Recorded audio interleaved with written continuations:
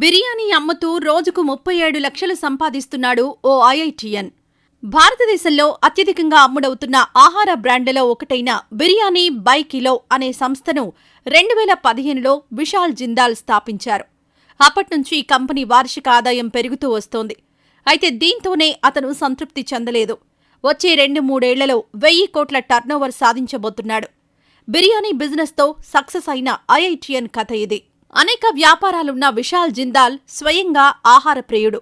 అందుకే ఆయనకు ఎన్ని వ్యాపారాలున్నా బిర్యానీ వ్యాపారమంటేనే ఆయనకు మక్కువ. ఈ బిర్యానీ వ్యాపారం వెనుక ఉన్న ప్రధాన ఆలోచన భారతదేశంలోని కన్సామా సంప్రదాయాన్ని పెంచటం.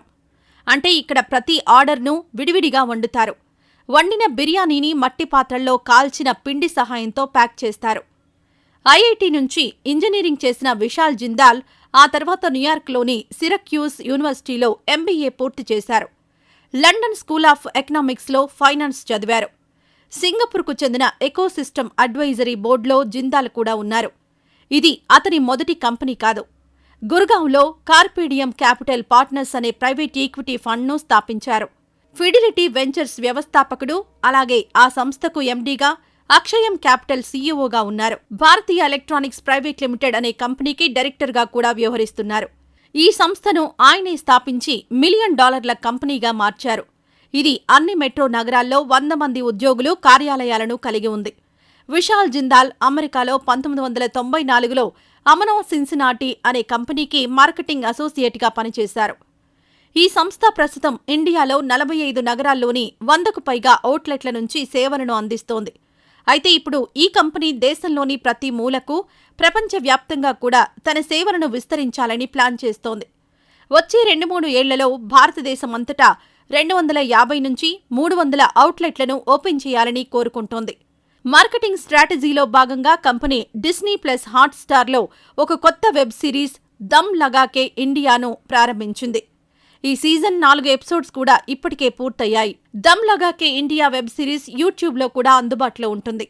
బీబీకే వ్యవస్థాపకుడు, కో సీఈఓ విశాల్ జిందాల్ ప్రకారం కంటెంట్ ఫార్మాట్ ప్రతి సంవత్సరం ఒకసారి విడుదలవుతుంది. ఈ ఫుడ్ మరియు ట్రావెల్ షోకు చెఫ్ రణ్వీర్ బ్రార్, నటి Vani Kapoor, badminton star PV Sindhu, singer Armaan Malik, నటి ప్రణీత, సుభాష్ వంటి ప్రముఖులు హోస్ట్గా వ్యవహరించనున్నారు. తమ కంపెనీ ఆహారాల గురించి ప్రపంచానికి తెలియజేసేలా ఈ షో నిర్వహిస్తున్నట్లు జిందాల్ తాజాగా చెప్పుకొచ్చారు. దమ్ లగాకే ఇండియా షో ద్వారా తమ దమ్ బిర్యానీ సువాసనలు, రుచుల గురించి అందరికీ తెలుపుతామని జిందాల్ అన్నారు. తమ web series Disney plus Hotstar, YouTube మొదలైన వాటితో సహా డిజిటల్ ప్లాట్ఫామ్లలో ప్లే అవుతుందని తెలిపారు. బెంగళూరు, హైదరాబాద్, కోల్కతా, ముంబైలో పర్యటించే 4 భాగాల సిరీస్ అని, ప్రతి నగరంలో వివిధ రంగాలకు చెందిన అచీవర్స్ ఈ షో నిర్వహిస్తారని వెల్లడించారు.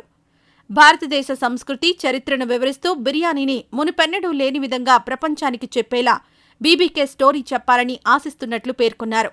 ఈ షో హిందీలో, ఇంగ్లీష్ సబ్ టైటిల్స్తో అందుబాటులో ఉంటుంది.